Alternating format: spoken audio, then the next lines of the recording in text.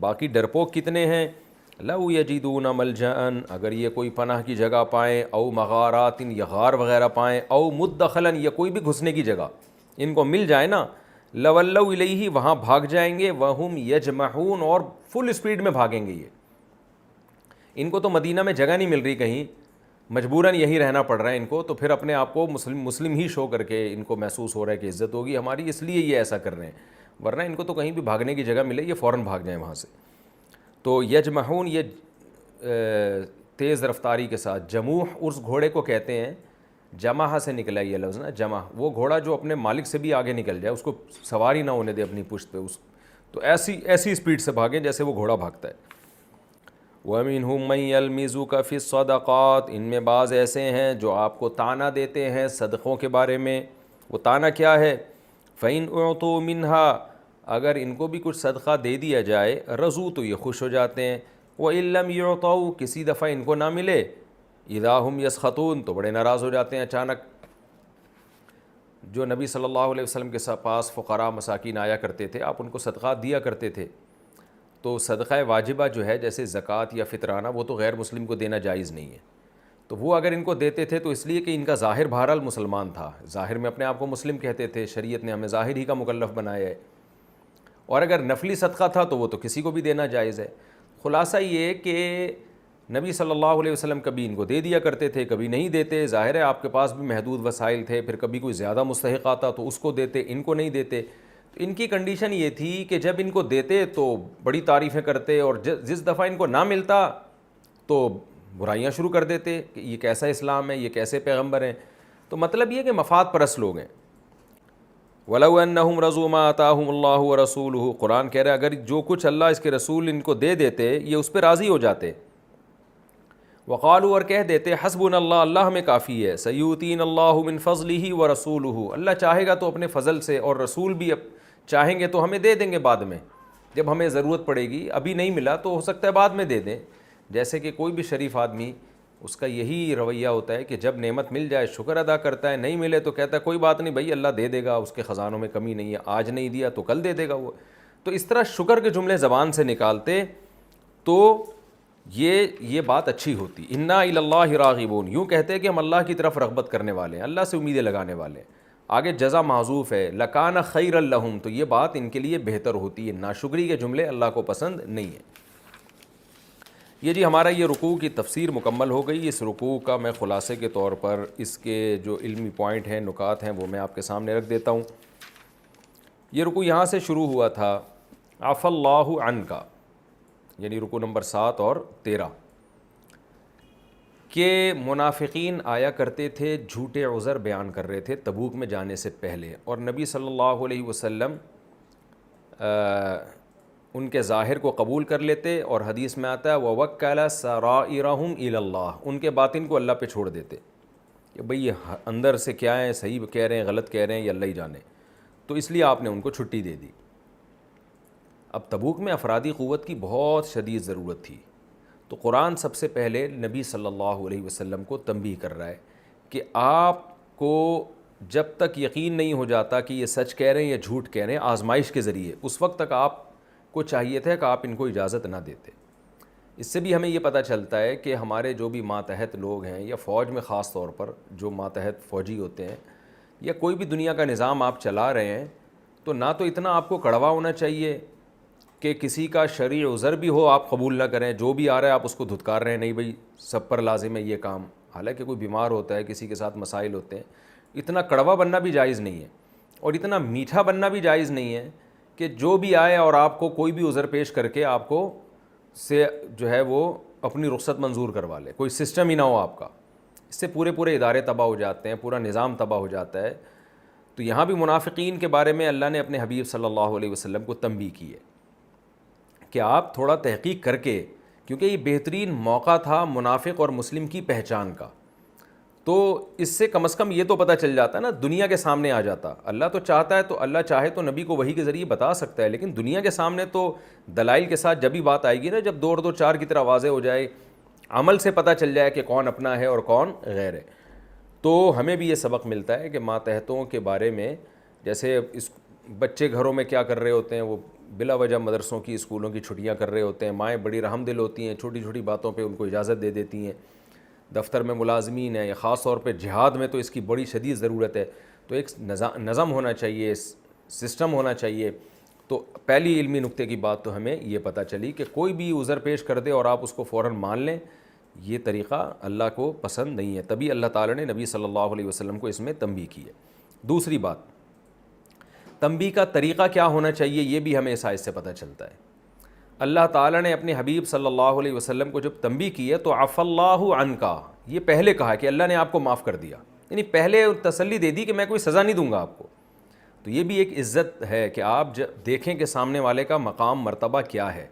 حالانکہ دیکھیں نبی صلی اللہ علیہ وسلم تو اللہ کے بندے ہیں، لیکن اللہ ہمیں سکھانے کے لیے کہ تنبیہ جب کی جائے گی تو آپ کا طریقہ، آپ کا ایٹیٹیوڈ ایسا نہیں ہونا چاہیے جیسے آپ سامنے والے کو کوئی حیثیت ہی نہیں دیتے، جیسے آج کل ہوتا ہے جس طرح سے اپنے ماتحتوں کو گالی گلوچ اور کیسے ذلت آمیز الفاظ استعمال کیے جا رہے ہوتے ہیں۔ تو اللہ نے پہلے بتا دیا عفا اللہ عنک، اللہ معاف کر چکا ہے آپ کو، یا اللہ آپ کو معاف کرے۔ تو مقام اور مرتبہ سامنے والے کا دیکھنا چاہیے، کیونکہ سامنے والا ویسے بھی آپ سے ڈرتا ہے، وہ آپ کی اطاعت کرتا ہے، اس سے ایک اجتہادی خطا ہوئی ہے۔ تو اجتہادی خطا پہ تنبیہ کا وہ طریقہ نہیں ہونا چاہیے جو ایک عام خطا پہ ہوتا ہے، تو سامنے والے کی عزت کا خیال رکھ کے اس کو تنبیہ کرنی چاہیے۔ یہ دوسرا پوائنٹ بھی ہمیں اسی رکوع سے پتہ چلتا ہے۔ تیسری بات جو ہمیں پتہ چلتی ہے اس رکوع سے کہ نبی صلی اللہ علیہ وسلم معصوم تھے، اس پر پوری امت کا اجماع ہے، آپ سے گناہ نہیں ہو سکتا تھا کبھی بھی، لیکن اجتہادی غلطی پیغمبروں سے بھی ہو سکتی ہے۔ تبھی تو اللہ نے تنبیہ فرمائی نا کہ آپ نے ان کو اجازت کیوں دی، لما اذنت لہم، آپ نے کیوں منافقین کو اجازت دے دی پیچھے بیٹھنے کی، یہاں تک کہ آپ کے سامنے واضح ہو جاتا کہ سچا کون ہے اور جھوٹا کون ہے، تو آپ نے کیوں اجازت دے دی ان کو۔ تو قرآن میں اور بھی کئی مقامات پر پیغمبر کو تنبیہ کی گئی ہے، اور موسیٰ علیہ السلام کے بارے میں بھی احادیث میں آتا ہے، ابراہیم علیہ السلام کے بارے میں بھی۔ تو یہ اجتہادی غلطی ہوتی ہے، تو یہ پیغمبروں سے بھی ممکن ہے، جان کر پیغمبر کبھی اللہ کی نافرمانی نہیں کرتے، ہاں ان سے رائے میں غلطی ہو سکتی ہے، لیکن پیغمبر میں اور عام انسان میں فرق یہ ہے کہ پیغمبر سے جب خطا ہوتی ہے تو اللہ اس پہ آپ پیغمبروں کو تنبیہ کر کے کریکشن کروا دیتے ہیں، لیکن عام مجتہد سے یا کسی عالم سے جب اجتہادی خطا ہو تو اللہ کی طرف سے کوئی گارنٹی نہیں ہے کہ میں اس کی کریکشن کرواؤں گا، ہو بھی جاتی ہے، بعض دفعہ نہیں بھی ہوتی۔ دوسری نقطے کی بات ہمیں پتہ چلتی ہے، لا یستأذنک الذین یؤمنون باللہ والیوم الآخر ان یجاہدوا باموالہم وانفسہم۔ تبوک کے موقع پر سخت لڑائی میں اللہ کیا کہہ رہے ہیں کہ جو اللہ اس کے رسول پر ایمان لاتے ہیں وہ اپنے مال اور جان کے ساتھ جہاد کرنے میں آگے آگے ہوں گے، وہ جھوٹے عذر کر کے پیچھے نہیں بیٹھیں گے۔ تو یہ صرف جہاد کے بارے میں نہیں ہے، شریعت کے ہر مشکل حکم کے بارے میں، کہ جب بھی اجتماعی سطح پہ کوئی مصیبت قوم پہ، اہل اسلام پہ آتی ہے تو اس مصیبت میں اپنی قوم کا دفاع کرنے کے لیے جو ایمان والے لوگ ہیں وہ پیچھے نہیں بیٹھتے، وہ آگے بڑھتے ہیں ہر موقع پہ۔ دیکھیں کسی انسان کو پہچاننا جو ہے نا، کہتے ہیں نا جب تک کسی کے ساتھ سفر نہ کیا ہو آپ نہیں پہچان سکتے کہ یہ کتنا پانی میں ہے، یہ بالکل ٹھیک بات ہے، اس لیے کہ سفر میں نا بہت ساری تکلیفیں آتی ہیں، انسان راحت کی تلاش میں ہوتا ہے، سکون کی تلاش میں ہوتا ہے، بعض دفعہ اس کو سکون کی تلاش میں اپنے ساتھیوں کو بے سکون کرنا پڑتا ہے۔ تو ایسے موقع پہ جو اپنے دوست احباب کو ترجیح دیتا ہے کہ بھئی آپ یہ سیٹ لے لیں، آپ یہ کھا لیں، میں بھوکا رہ جاؤں، تو یہ اس کی علامت ہوتی ہے کہ یہ شخص اللہ اس کے رسول پر ایمان رکھتا ہے، کہ مشکل چیز میں یہ ساتھیوں کے ساتھ تعاون کر رہا ہے۔ تبوک میں بھی تو ایسا ہی تھا نا، انتہائی شدید لڑائی تھی، منافقین جو صحابہ کا دوست ہونے کا دعویٰ کیا کرتے تھے ایسی لڑائی میں ان کو پیچھے چھوڑ کے بیٹھ گئے۔ تو قرآن کہہ رہے ہے کہ جو ایمان والے لوگ ہیں، یعنی غیرت والے لوگ ہیں، ایمان اور آخرت پر یقین ہے، وہ کبھی بھی ایسے مشکل موقع پہ اپنی قوم کا ساتھ نہیں چھوڑتے۔ تو آج بھی یہی اصول ہے کہ جو مشکل موقع پہ اپنے دوستوں کا، اپنے قریبیوں کا، اپنے رشتہ داروں کا ساتھ چھوڑ دے اور اپنی خواہشات کے پیچھے لگ جائے تو یہ اس کی علامت ہے کہ یہ شخص ایمان والا نہیں ہے۔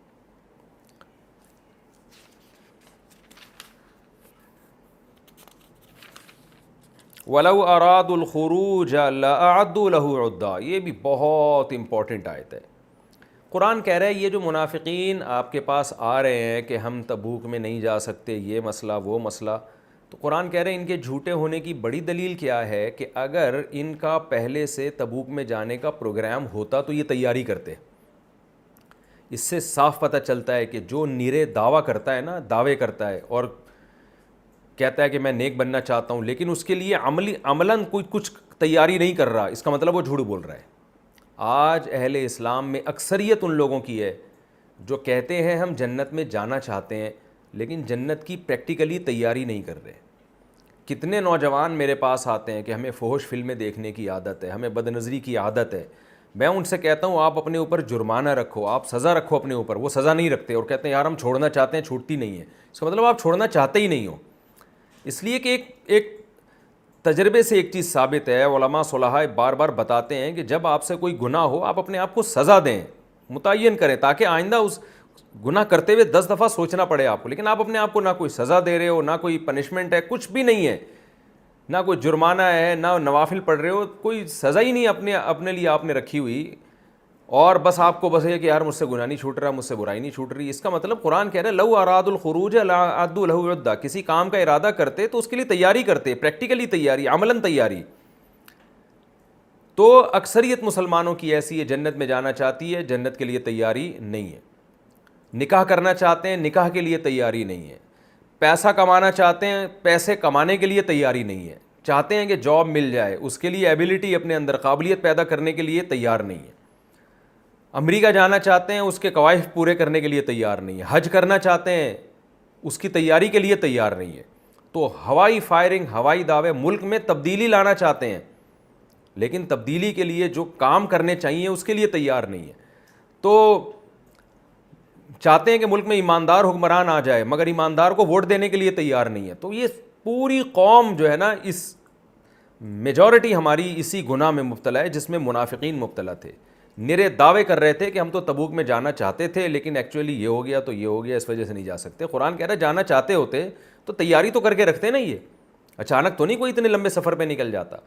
صحت بنانا چاہتے ہیں، اس کی تیاری نہیں کر رہے۔ تو یہ بہت امپورٹنٹ آیت ہے، یہ ہر جگہ یہ منطبق ہو سکتی ہے کہ لو اراد الخروج لاعدوا له عدہ، جو شخص کسی کام کو چاہتا ہے کہ ہو جائے تو اس کے لیے وہ تیاری کرتا ہے، عملاً کچھ کر رہا ہوتا ہے اس کے لیے۔ پھر وہ کام نہ ہو سکے تو اللہ کی رحمت سے امید ہے اللہ بخش دے گا، لیکن آپ کچھ کر ہی نہیں رہے عملی طور پر، بس آپ بیٹھے ہوئے ہیں اور بونگیاں مار رہے ہیں بیٹھ کے کہ میں امتحان میں کامیاب ہونا چاہتا ہوں، پڑھنے کے لیے تیار نہیں ہے۔ مجھ سے لوگ پوچھ رہے ہوتے ہیں کہ میرا پڑھائی میں دل نہیں لگتا، مجھے کوئی وظیفہ بتا دیں۔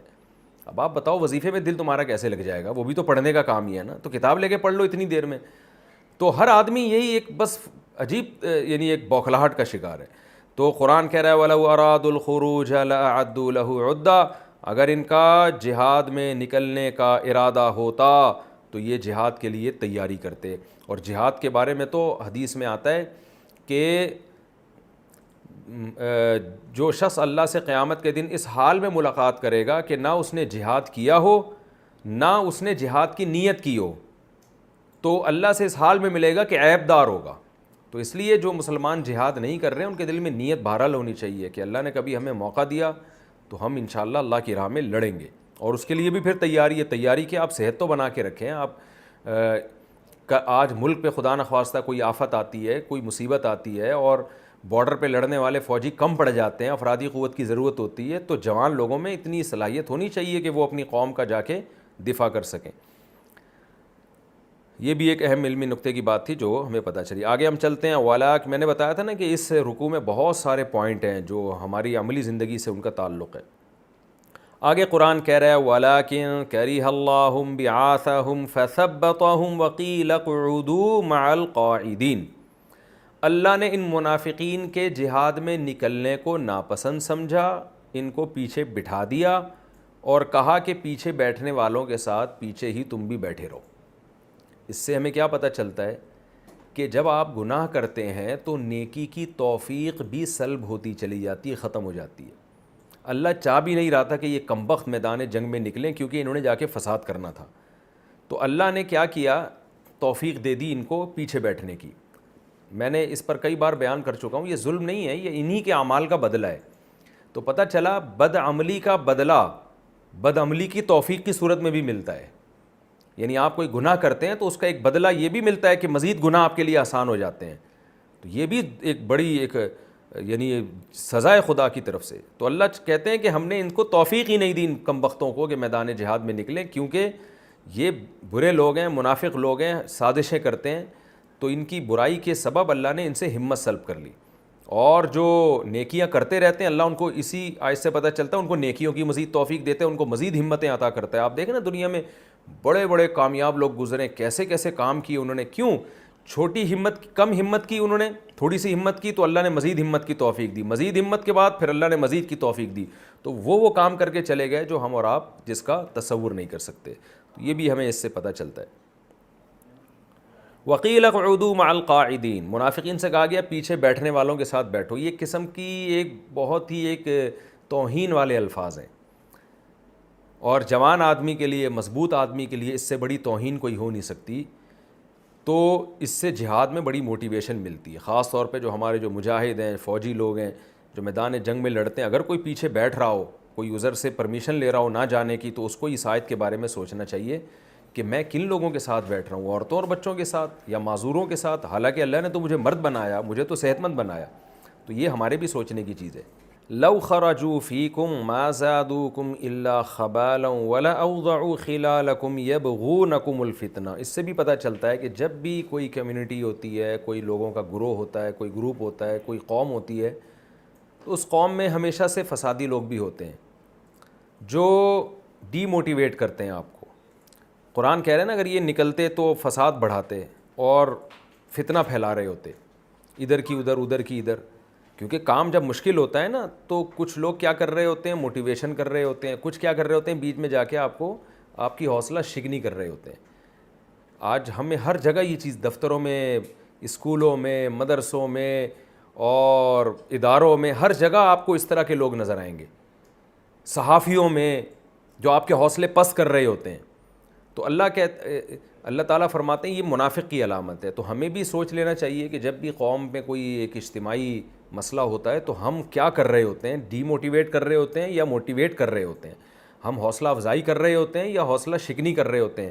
بعض لوگ کہتے ہیں ہم حوصلہ شکنی کر رہے ہوتے نہیں کر رہے, ہم تو صحیح بات بتا رہے ہیں. تو بھائی اس بات کے نتیجے میں کیا ہو رہا ہے, اس کا رزلٹ کیا نکل رہا ہے. تو یہ بھی ہمیں سوچنا چاہیے اس آیت کی روشنی میں. وفیکم سماعون لہم, قرآن کہہ رہے تم میں بہت سے لوگ ایسے ہو سکتے ہیں جو ان کی بات غور سے سنیں. تو اس سے بھی پتہ چلتا ہے کہ لوگوں کی 3 قسمیں ہیں. ایک وہ جو آپ کو موٹیویٹ کرتے ہیں, خود بھی حوصلہ ہوتا ہے ان میں اور آپ کو بھی حوصلہ دلاتے ہیں اچھے کاموں کا. دوسرا طبقہ وہ ہوتا ہے جو بالکل ہی 2 نمبر ہوتا ہے, جو آپ کی حوصلہ شکنی کر رہا ہوتا ہے. تیسرا طبقہ وہ ہوتا ہے جو ہوتا تو اچھا ہے لیکن اس دوسرے کی باتوں میں آ رہا ہوتا ہے. وہ سادہ لوگ ہوتے ہیں جو آپ کے ساتھ ہوتے ہیں مشکل کام میں, لیکن وہ وہ اتنے سادہ ہوتے ہیں کہ ان میں خود اتنی سینس نہیں ہوتی, وہ پروپیگنڈے سے متاثر ہو جاتے ہیں. تو ایسے لوگوں کو بھی چاہیے کہ بھائی وہ دیکھیں کہ وہ کیوں پروپیگنڈے سے متاثر ہو رہے ہیں. تو ہم اور آپ کو بھی سوچنا چاہیے کہ ہمارا شمار اس میں کس کیٹیگری میں ہے. اگر پہلے والے لوگوں میں ہیں تو یہ بہترین ہے, اگر دوسرے طبقے میں جو بالکل منافق یہ بدترین, اور اگر ہم تیسرے طبقے میں آتے ہیں کہ پروپیگنڈے کا بہت جلدی شکار ہو جاتے ہیں, تو بھی یہ کوئی اچھی علامت نہیں ہے. وَمِنْهُمْ مَنْ يَقُولُ اُذَن لِّي وَلَا تَفْتِنِّي. جد ابن قیس مشہور منافق تھا, اس نے کہا تھا کہ میں تبوک میں جا کے جب لڑوں گا رومیوں سے, ان کی عورتیں حسین ہوتی ہیں, بدنظری ہوگی, میں زنا میں کہیں مبتلا نہ ہو جاؤں, لہذا مجھے پیچھے رہنے کی اجازت دیں. قرآن نے کیا کہا, یہ فتنے میں تو پڑ چکا ہے.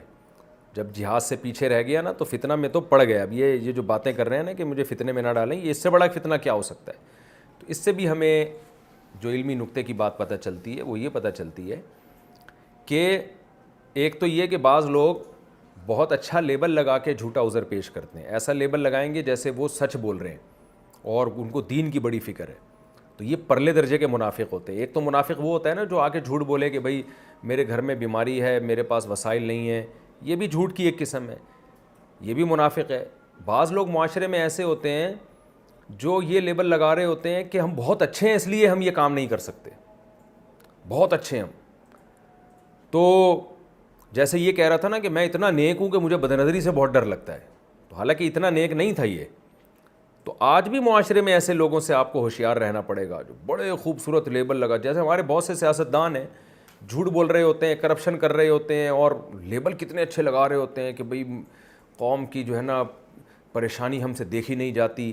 تو یہ منافقین کا یہی طرز عمل تھا کہ کتنا اچھا لیبل لگایا اس نے کہ بد نظری جناب مجھے خطرہ ہے کہ بد نظری کا گناہ نہ ہو جائے کہ مجھ سے.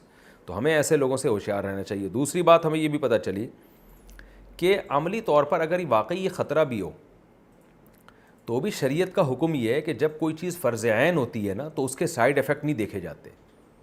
مثال کے طور پر جہاد جب فرض عین ہے, قوم نے جا کے لڑنا ہے, تو اب یہ جاہل قسم کے جو صوفی ہوتے ہیں نا, ان کا کام ہے کہ اس طرح کی باتیں کر کے ڈی موٹیویٹ کرنا کہ وہاں بد نظری کا خطرہ ہے تو وہاں عورت پہ نظر پڑ جائے گی تو یہ ہو جائے گا. وہ بھائی یہ اگر نہیں گئے تو کیا نقصان ہوگا. آج بھی ہم دیکھتے ہیں بعض لوگ دیندار ہوتے ہیں, مخلص ہوتے ہیں, مگر وہ بڑے کام ان کے سامنے نہیں ہوتے. وہ چھوٹی چھوٹی چیزوں کو تو دیکھ رہے ہوتے ہیں, یہ نہیں دیکھتے کہ اگر ہم ان چھوٹی چھوٹی چیزوں کی رعایت میں ہم بڑی چیزوں سے محروم ہو گئے تو امت کا بہت بڑا نقصان ہے. مجھ سے ایک صاحب کہنے لگے یونیورسٹیوں میں کو ایجوکیشن سسٹم ہے, آپ فتویٰ دیں کہ اس یونیورسٹی میں پڑھنا حرام ہے. میں نے کہا یار میں کیسے فتویٰ دے دوں کہ یونیورسٹی میں پڑھنا حرام. انہوں نے کہا بتائیں یہ کو ایجوکیشن سسٹم اسلام میں جائز ہے. میں نے کہا جائز نہیں ہے, لیکن یہ گورنمنٹ کی ذمہ داری ہے نا. اب اگر فتویٰ دے دیا جائے کہ یونیورسٹی میں پڑھنا ہی حرام ہے اس کو ایجوکیشن سسٹم کی وجہ سے, مکس گیدرنگ ہے لڑکے لڑکیوں کی, ٹھیک ہے اس میں فتنے کا اندیشہ ہے, میں مانتا ہوں, لیکن اگر سارے دیندار لوگ ایجوکیشن چھوڑ کے گھر میں بیٹھ جائیں گے تو وہ تو ہل چلائیں گے, کل کیا گدھا گاڑی چلائیں گے, کیا کریں گے وہ. اس سے دین کا, کنٹری کا, ملک کا نقصان کتنا زیادہ ہوگا. تو کوئی بھی فتویٰ دینے سے پہلے, کوئی بھی اسٹیٹمنٹ سے پہلے انسان کو اس کے تمام پہلوؤں کی طرف دیکھنا یہ لازم ہے. ایک صاحب میرے پاس آئے کہ مجھے ایک جاب ملی ہے لیکن اس میں جناب لڑکیاں بھی ہیں اور میں 5 سال سے جاب تلاش کر رہا تھا, مل نہیں رہی تھی, اور مجھے اب بالآخر جاب مل گئی ہے, لیکن میں جس بزرگ سے بیعت ہوں انہوں نے مجھے منع کیا کہ وہ جاب چھوڑ دو کیونکہ لڑکیاں بھی ہیں وہاں پہ. تو میں نے ان سے کہا دیکھو حتی الامکان نظر کی حفاظت کرو, خدا نخواستہ کبھی بد نظری ہو جائے تو توبہ استغفار کرو, بد نظری سے بچنے کے جتنے وسائل اسباب اختیار کرو, لیکن جاب نہ چھوڑو. اس لیے کہ 5 سال کے بعد جا کے آپ کو جاب ملی ہے, آپ جاب لیس ہو گئے, تو گھر میں جب فاقے پڑیں گے اس سے جو کفر کا خطرہ ہے, ارتداد پھیلنے کا خطرہ ہے, اور اس سے جو مسائل کھڑے ہوں گے کل فیوچر میں آپ کے لیے, نماز روزے سے بھی جانے کا خطرہ ہے اس سے. تو اس لیے کبھی بھی یعنی یہ قرآن کی اسی آیت سے پتہ چلتا ہے کہ یہ جو مسائل تھے تبوک میں کہ عورت کو میری نظر پڑ جائے گی, وہ رومیوں کی حسین عورتیں ہیں تو میں فتنے میں پڑ جاؤں گا, بھائی جہاد چھوڑنا اس سے زیادہ بڑا فتنہ ہے. تو ایسے موقع پہ جہاں کسی چیز کی نیڈ ہو, ضرورت ہو, تو وہاں پر یہ جو اس کے سائیڈ ایفیکٹ ہیں ان کو نہیں دیکھا جاتا. بالکل اس کی مثال ایسے ہے جیسے ڈاکٹروں کو پتہ ہوتا ہے کہ ہم نے اگر اس کا بائی پاس آپریشن کیا تو اس کے سائیڈ ایفیکٹ یہ ہیں, یہ ہیں, لیکن ڈاکٹر کہتے ہیں کہ بھائی سائیڈ ایفیکٹ تو ہیں لیکن اگر آپریشن نہیں کیا تو موت یقینی ہے. تو ایسی صورت میں بڑے ضرر سے بچنے کے لیے, بڑی مصیبت سے بچنے کے لیے چھوٹی مصیبت کو برداشت کیا جاتا ہے. میڈیکل سائنس میں میرا خیال ہے کوئی ایک میڈیسن بھی ایسی نہیں ہے جس کا کوئی سائیڈ ایفیکٹ نہ ہو, لیکن اس سائیڈ ایفیکٹ کو برداشت کیا جاتا ہے بڑی بیماری سے بچنے کے لیے. تو یہاں بھی یہی ہے کہ اسلام نے حکم دیا ہے جب ایک چیز فرض عین ہے تو آپ نے بہرحال وہ کرنا ہے, اس کے جو سائیڈ ایفیکٹ ہیں اس کو جو ہے اس کی فکر کریں کہ یہ کس طرح کم سے کم ہو. یہاں بھی علماء ایک اور اہم بات جو ہے جو علماء نے لکھی ہے کہ نہی عن المنکر جب فرض ہو جائے نا, گناہوں سے روکنا, تو شیطان کیا کر رہا ہوتا ہے, آپ کو آ کے کہہ رہا ہوتا ہے کہ تمہارے اندر تو ریا ہے, تم تو فنٹر بننے کی کوشش کر رہے ہو. تو شیطان کی ان باتوں کی طرف توجہ نہیں دینا چاہیے, اس لیے کہ معاشرے میں برائی پھیل رہی ہے, آپ اس برائی کو ختم کرنے کی کوشش کریں. اگر آپ ان وصفوں سے متاثر ہو گئے کہ مجھ میں تو ریا ہے, میں تو بڑا بننے کی کوشش کر رہا ہوں, اس سے کیا ہوگا, معاشرے میں برائی اور پھیلے گی, اور سب لوگ یہی سوچ کے بیٹھ جائیں گے, تو پھر برائی ختم کون کرے گا معاشرے سے. اس سے بھی آگے کی بات علماء نے لکھی ہے کہ بہت دفعہ ایسا ہوتا ہے کہ جب آپ نیکی کر رہے ہوتے ہو آپ کے دل میں وسوسے آتے ہیں کہ میں ریا کر رہا ہوں. مثال کے طور پر آپ نے نماز شروع کر دی, اب آپ بڑے خشوع و خضوع سے نماز پڑھ رہے ہو, کوئی شخص آ کے آپ کو دیکھ رہا ہے, آپ کی تعریف کر رہا ہے, واہ ماشاء اللہ آپ تو بڑے بزرگ ہیں, نمازی ہیں, انسان کے دل میں لڈو پھوٹنا شروع ہو جاتے ہیں. یہاں کیا وسوسہ آتا ہے کہ یار میں نہیں پڑھتا اب نماز, دیکھو میرے دل میں تو دنیا آ گئی ہے, اللہ کے لیے تو میں پڑھ نہیں رہا. یہ بھی غلط ہے, نماز تو پڑھنی ہے آپ نے, ریا آئے نہ آئے اس کی پرواہ نہ کریں, جو چیزیں فرض ہیں وہ کرنی ہے. اور ریا کا علاج کی کوشش کریں, دکھلاوے کے علاج کی کوشش کریں, نماز نہ چھوڑیں آپ. اور حقیقت میں یہ ہے کہ یہ دکھلاوا نہیں ہے, یہ دکھلاوے کا وہم ہے. اگر کوئی آپ کی تعریف کر رہا ہے اور آپ کو خوشی ہو رہی ہے تو اس کو دکھلاوا نہیں کہتے, یہ دکھلاوے کا وہم ہو گیا ہے آپ کو, اس کو دکھلاوا نہیں کہتے. یہ تو انسان کی نیچر ہے کہ جب کوئی آپ کی اچھائی پہ تعریف کرے گا تو آپ خوش ہوں گے. تو یہ بہت سارے شیطان کے حربے ہیں جو آپ کو ڈی موٹیویٹ کرنے کے لیے شیطان استعمال کرتا ہے تاکہ آپ کو عمل پہ حوصلہ افزائی نہ ملے. پہلے شیطان کیا کرتا ہے, آپ کو عمل سے ہی روکتا ہے, لیکن جب آپ عمل کرتے ہیں نا تو اس طرح کے دائیں بائیں وسوسے ڈال کے آپ کو پھر وہ عمل سے روکنے کی کوشش کرتا ہے کہ یار تمہارے عمل کا تو کوئی فائدہ نہیں ہے, تم تو دنیا کے لیے کر رہے ہو, تمہارے تو مزہ آ رہا ہے اس میں کام میں, اور تمہیں تو یہ ہو رہا ہے, پیسے مل رہے ہیں, یا کچھ بھی, جیسے قاری لوگ پڑھا رہے ہوتے ہیں بچوں کو, پیسے بھی مل رہے ہوتے ہیں. کوئی بات نہیں یار, تمہیں پیسے مل رہے ہیں, تم چرس بھی تو بیچ کے پیسے کما سکتے تھے نا, تم نے ایک حلال کام کیا اور ایسا کام کا انتخاب کیا جس سے قوم کو فائدہ ہو رہا ہے, تو اس کو تم نے ذریعہ آمدن بنائے, تو بڑی زبردست بات ہے. ایک فوجی جب جہاد کرتا ہے اس کے دل میں وسوسہ آتا ہے کہ مجھے تو اس جہاد کی تنخواہ ملتی ہے, یہ بھی وسوسہ ہے علماء کہتے ہیں, اس لیے کہ اس سے شیطان آپ کو ڈی موٹیویٹ کرتا ہے, آپ کے اندر سے حوصلہ ختم کرتا ہے. تو ایسے موقع پہ شیطان کو کیا جواب دینا چاہیے؟ بھائی میں اللہ کی راہ میں جہاد کر رہا ہوں, میں کوئی اور بھی تو بزنس کر سکتا تھا نا پیسہ کمانے کے لیے, میں کچھ بھی کر سکتا تھا, میں نے اس شعبے کا انتخاب کیا, اس کو اپنا پیشہ بنایا میں نے, تو ایسے مبارک شعبے کا میں نے انتخاب کیا, تو اس پہ انشاءاللہ بے شک تنخواہ لیتے ہوں, جہاد کا اجر پورا ملے گا, شہید ہوئے تو شہادت کا اجر ملے گا. نبی صلی اللہ علیہ وسلم کی حدیث ہمارے سامنے ہے, آپ نے فرمایا ایک آدمی اپنی زوجہ سے خواہش پوری کرتا ہے, اس پہ بھی اس کو ثواب ملتا ہے. صحابہ نے عرض کیا یا رسول اللہ, بیوی سے تو خواہش پوری کرنے پہ کیوں ثواب مل رہا ہے؟ آپ نے فرمایا وہ حرام کے ذریعے بھی تو کر سکتا تھا نا, تو وہ حرام سے بچ کے حلال کی طرف جا رہا ہے. تو آپ نے فرمایا یہ کیا بات ہے کہ جب وہ گناہ کرے تو اس کے گناہ کو تو تم کاؤنٹ کر رہے ہو, جب گناہ سے بچ کے حلال کی طرف جائے تو اس کی نیکی کو تم کاؤنٹ نہیں کر رہے.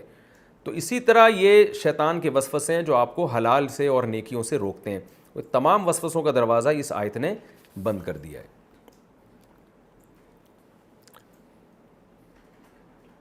ان تصبک حسنۃ تسؤہم وان تصبک مصیبۃ یقولوا قد اخذنا امرنا من قبل.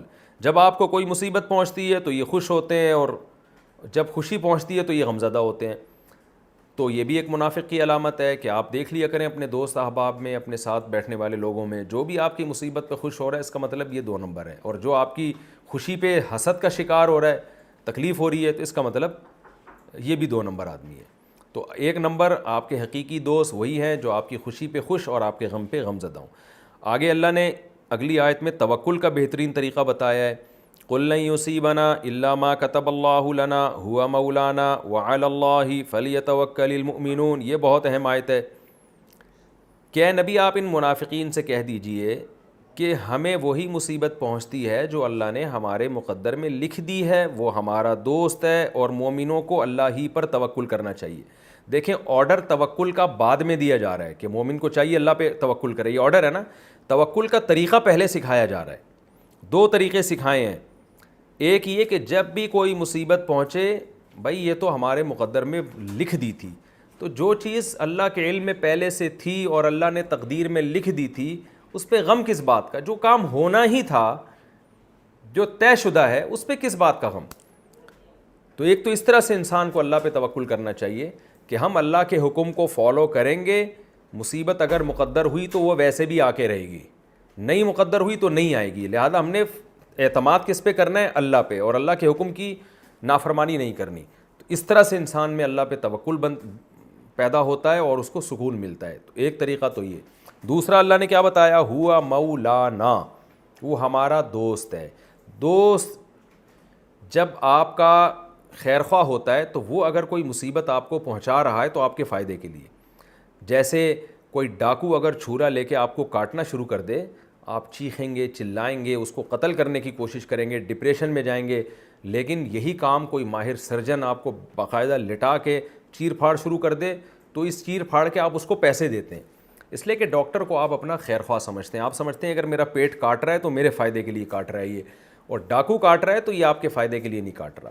تو قرآن نے توکل کا دوسرا طریقہ کیا بتایا؟ سکون کا, ٹینشن ختم کرنے کا, کہ جو بھی مصیبت پہنچے اللہ کی طرف سے, نمبر 1. نمبر 2, اللہ ہمارا خیر خواہ ہے, وہ ہمارا برا نہیں سوچتا. تو مسلمان کے لیے یہ 2 بہت اہم پوائنٹ ہیں, 2 بہت اہم باتیں ہیں استحضار کے لیے, جس سے اس کا غم ختم ہوتا ہے. اور کافر کے پاس تسلی کے لیے کوئی ایسا جملہ نہیں ہے جس سے اس کو مصیبتوں میں تسلی ہو. اگلی جو آیت ہے, قُلْ هَلْ تَرَبَّصُونَ بِنَا إِلَّا إِحْدَى الْحُسْنَيَيْنِ. اے نبی آپ منافقین سے کہہ دیجئے کہ تم انتظار کر رہے ہو کہ اللہ ہمیں 2 اچھائیوں میں سے ایک دے گا. یعنی کیا مطلب؟ ہمیں جنگ میں یا تو شکست ہو جائے گی، صبر کا ثواب ملے گا، شہادت کا ثواب ملے گا، اور اگر فتح ہو گئی سبحان اللہ، فتح تو فتح ہے، پھر دنیا میں ہمیں اللہ عزت دے گا، مال غنیمت دے گا، حکومت دے گا ہمیں۔ تو یہ بھی موٹیویشن کے لیے کتنی زبردست بات ہے کہ مسلمان کو کسی حال میں پریشان ہونے کی اجازت نہیں ہے۔ بخاری مسلم کی حدیث میں اس مضمون کو اور اچھے انداز سے، یعنی اور دوسرے انداز سے بیان کیا گیا اور ڈیٹیل میں۔ وہ کیا ہے؟ نبی صلی اللہ علیہ وسلم نے فرمایا عجبا لامر المؤمن ان امرہ کلہ لہ خیر ان اصابتہ سراء شکر فکان خیر اللہ وان اصابتہ ضراء صبر فکان خیر اللہ ولیس ذلک الا للمؤمن۔ نبی نے فرمایا مسلمان کا معاملہ بڑا عجیب ہے، اسے خوشی پہنچتی ہے تو اللہ کا شکر ادا کرتا ہے، اس شکر سے اس کے درجات اور بلند ہوتے ہیں، یہ شکر اس کے لیے مزید خیر کا ذریعہ بن جاتا ہے، اور اگر اسے کوئی ٹینشن پہنچتی ہے صبر کرتا ہے، یہ صبر اس کے درجات کی بلندی کا ذریعہ بن جاتا ہے، اس کے لیے خیر کا ذریعہ بنتا ہے۔ اور آخر میں آپ نے فرمایا یہ آپشن مومن کے علاوہ کسی اور کے پاس نہیں ہے، کافر کے پاس یہ آپشن نہیں ہے، کیونکہ وہ اس کو اللہ کی طرف سے سمجھتا ہی نہیں ہے۔ تو یہی اس آیت میں بیان کیا گیا ہے کہ ہمیں تو دو اچھائیاں ہی پہنچیں گی، یعنی جس کو تم برائی کہہ رہے ہو وہ بھی ہمارے حق میں اچھائی ہے۔ تو جب بھی آپ کی زندگی میں کوئی غم آئے، پریشانی آئے، کوئی ٹینشن آئے، تو آپ سمجھیں یہ دیکھنے میں ٹینشن ہے، حقیقت میں تو قرآن اس کو بھی حسنہ کہہ رہا ہے۔ حسنہ کا مطلب حسن سے نکلا ہے نا، حسن، حسن، حسین، یہ سب ایک ہی مادے کے نکلے ہوئے الفاظ ہیں، اچھائی۔ تو ہمیں تو ہمیشہ اچھائی ہی پہنچتی ہے، مسلمان کو برائی نہیں پہنچتی کبھی بھی۔ اور اس کے برعکس جو کافر اور خدا کے باغی اور نافرمان ہیں تو قرآن ان کے بارے میں کہہ رہا ہے نتربص بکم ان یصیبکم اللہ بعذاب من عنده او بایدینا۔ تم اپنی خوشیوں پہ اتراؤ نہیں، یا تو اللہ ہمارے ذریعے عذاب دے گا یا خود ہی عذاب دے دے گا۔ ایسا ہی ہوتا ہے ان کی، آپ بڑھاپا دیکھ لیں، ان کی موت دیکھ لیں، پھر موت کے بعد کی زندگی تو قرآن نے بیان کی، تو بہت بھیانک ہے۔ تو کبھی بھی اللہ کے نافرمان کی ظاہری حالت سے متاثر ہمیں نہیں ہونا چاہیے۔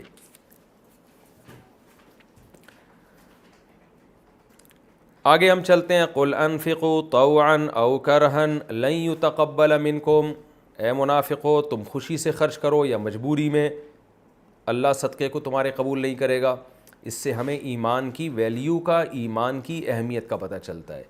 جو شخص توحید پرست نہیں ہے، رسالت کا منکر ہے، کسی بھی طرح سے اسلام کی بیسک جو عقیدے ہیں ان کا انکار کرتا ہے، جو اسلام سے خارج ہے، تو قرآن و حدیث میں یہ مضمون بہت اہتمام سے بیان کیا گیا ہے کہ اس کی نیکیاں رائی کے ایک راکھ کے پہاڑ کے برابر ہے، جو دیکھنے میں بہت بڑا لگتا ہے، پھونک مارو تو پورا پہاڑ غائب۔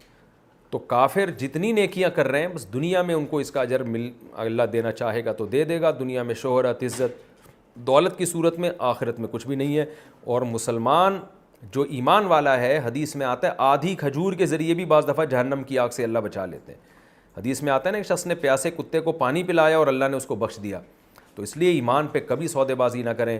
بہت افسوس کے ساتھ کہنا پڑتا ہے کتنے مسلمان اسلامی کنٹریز سے یورپ، امریکہ کی طرف جاتے ہیں، غیر مسلموں میں رہتے ہیں، اور وہ بھی کلمہ کفر کہنا شروع کر دیتے ہیں۔ ان کو اپنے ایمان کی ویلیو کا اندازہ نہیں ہے، وہ بھی اسلام پہ اسی طرح سے اعتراضات شروع کر دیتے ہیں، اس کو ہلکا سمجھتے ہیں وہ۔ تو یہ ہلکا نہیں ہے، اللہ کی نظر میں یہ بہت بڑا معاملہ ہے، اس سے آپ کی ساری نیکیوں کی ویلیو زیرو ہو جائے گی آپ کی۔ تو ایمان کی قدر کریں۔ میں بار بار یہ بات کہتا ہوں کہ یہ جو دعا قرآن میں آتی ہے نا، ربنا لا تزغ قلوبنا بعد اذ ہدیتنا وہب لنا من لدنک رحمہ انک انت الوہاب، یہ دعا علماء کہتے ہیں بار بار مانگنی چاہیے۔ اے اللہ جب تو نے ہمیں ایک دفعہ ایمان کی توفیق دے دی تو اب ہمیں ایمان سے ہرگز ہمارے دلوں کو پھیرنا نہیں، تو موت ہماری ایمان پر ہی ہو، خاتمہ ہمارا ایمان پر ہو۔ ولا یاتون الصلاۃ الا وهم کسالى، اللہ نے منافق کی ایک علامت بیان کی کہ یہ نماز پڑھتے ہیں سستی کے ساتھ۔ سستی کیوں ہوتی ہے؟ ان کا اللہ رسول پہ ایمان ہی نہیں ہے۔ تو اس سے پتہ چلتا ہے کہ نماز میں اگر آپ نے لذت پیدا کرنی ہے نا، تو جس کے لیے نماز پڑھی جا رہی ہے اس کا استحضار پیدا کریں، اس کی عظمت دل میں پیدا کریں، اس کی محبت پیدا کریں، اس سے آپ کو نماز میں لطف اور مزہ آنا شروع ہوگا۔ فلا تعجبک اموالہم ولا اولادہم، اس میں ہمیں سبق ملتا ہے کہ نافرمان کے مال اولاد دیکھ کر کبھی بھی متاثر نہیں ہونا چاہیے۔ اور اس سے بھی پتہ چلتا ہے کہ اولاد کی کثرت ہر دور میں پسندیدہ سمجھی جاتی تھی۔ پہلے زمانے میں لوگ فخر کرتے تھے، تو یہ ہمیں نیچر کے خلاف فیملی پلاننگ والوں نے چلا دیا ہے کہ 2 بچے ہی اچھے۔ تو اولاد کی کثرت، جیسے مال کی کثرت قابل فخر ہے تو ایسے اولاد بھی تھی، تو کافر بھی اس پہ فخر کرتا تھا۔ اب جو ہے نا وہ فیملی پلاننگ والوں نے سارا سسٹم ہی الٹا کر دیا ہے۔ اور آخری جو بات ہمیں پتہ چلتی ہے وَمِنْهُمْ مَن يَلْمِزُكَ فِي الصَّدَقَاتِ کہ ایسے لوگ بھی ہوتے ہیں کہ جب تک آپ ان کو دیتے رہیں گے تو خوش رہیں گے، دینا بند کر دیا تو ناراض ہو جائیں گے. ایسے رشتہ داروں میں بھی ہوتے ہیں کہ آپ دیں گے تو خوش رہیں گے، دینا بند کیا تو ناراض. یہ نہیں دیکھیں گے کہ یار پہلے بھی اس نے دیا ہے ہمیں حالانکہ ہم مستحق تو نہیں تھے. تو اس طرح کے ناشکرے لوگوں سے بھی ہوشیار رہنا چاہیے اور خود بھی سوچنا چاہیے کہ ہم ان ناشکرے میں تو نہیں ہیں. اولاد پہ والدین کتنا احسان کرتے ہیں، جب کبھی تھوڑی سی کوتاہی ہوتا ہے اولاد کیسی نافرمان بن جاتی ہے. تو ان کے احسانات کے بوجھ تلے ہم دبے ہوئے ہیں. عورت پہ شوہر احسان کرتا ہے، کبھی اونچ نیچ ہو جائے تو وہ ناشکری پہ آ جاتی ہے. تو یہ سب چیزیں نفاق کی علامات میں سے. ہمارا یہ رکوع الحمدللہ کمپلیٹ ہو گیا.